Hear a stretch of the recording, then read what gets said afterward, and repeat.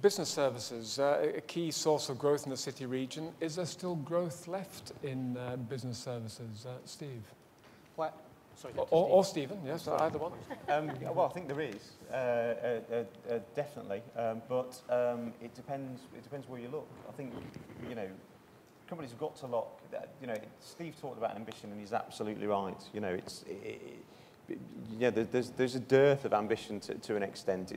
It feels intuitively that it would be much easier to try and pick up business locally than it would internationally. And someone before talked about, I think it was the guy from the Chamber of Commerce, talked about the barriers for businesses in terms of size. And it really is a mindset. You know, it's important that the product, the service is right. I mean, there's no point getting up in the morning if it isn't. But in terms of how you sell it and who you market it to, I think that is something that we really could improve on in the city region. And if we did that, then I think that we could see significant growth and really with money coming into the economy rather than being passed around. The service businesses here were servicing businesses not just outside the region but outside the country. I think that you know the knock-on effects of that would be really positive. Yeah, Jane, business services. Growth, well, yes, but not yet, I don't think. I think there needs to be some kind of rationalisation first. I see a lot of grey overlap with the businesses providing business services. And I think what that ends up doing is making things confused so that the potential beneficiary of that doesn't quite know where. So, for example, you know, you'll get some businesses who are you know, very strong on their branding maybe, they're building some of the marketing propositions, and I think some of the smaller players have been inclined to take business where they can given the economy, and so maybe they've ended up trying to write business plans and things where it's clearly not appropriate and the skill isn't there. So I think there needs to be some clearing up, some clarification there, and some rationalisation of what the proposition is and what they're positioned and what people can actually deliver.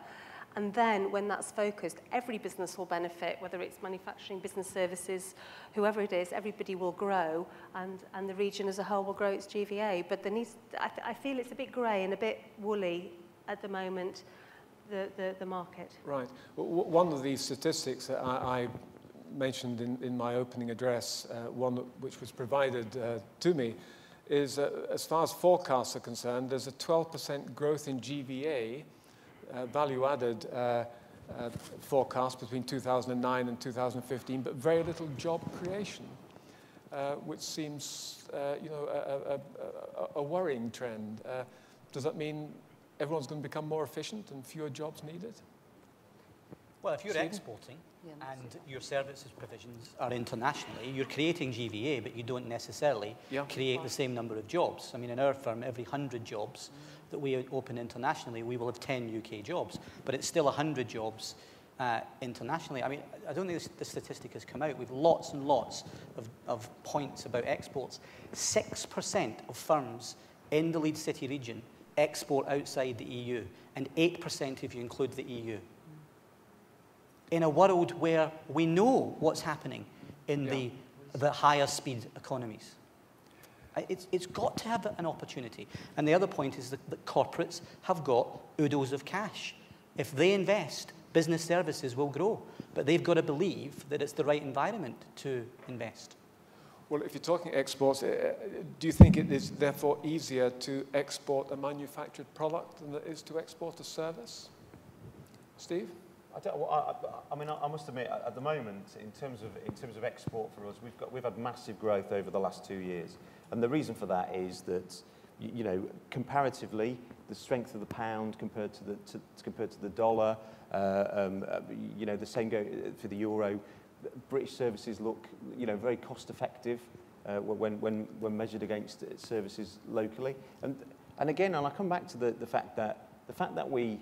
You know, America is still the dominant force, economic force in the world, and the fact that we're on the end of a continent and English is our language is a really big advantage when you're dealing with European brands, because they can have somebody who speaks the language like a native, but is not you know 5 or 6 hours away, you know, in a different time zone. So I think that I think that, that is the way forward, really. Deepak, exporting services? More difficult than exporting manufactured goods? Yeah, I think it's very clear that, I mean, you just, every day picking up the FT, you can read about service industries going abroad or export or being imported by other countries. Certainly you see this. I mean, you can think about it from think about the call center explosion 10 years ago in the subcontinent. I think that technology is allowing this to happen at a rate now where it's almost a given.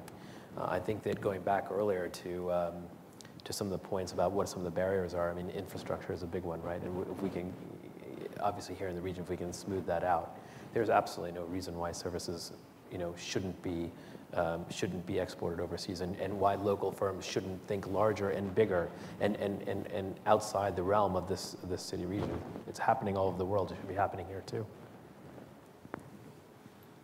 Thank you. Well, we're going to wind this session up now.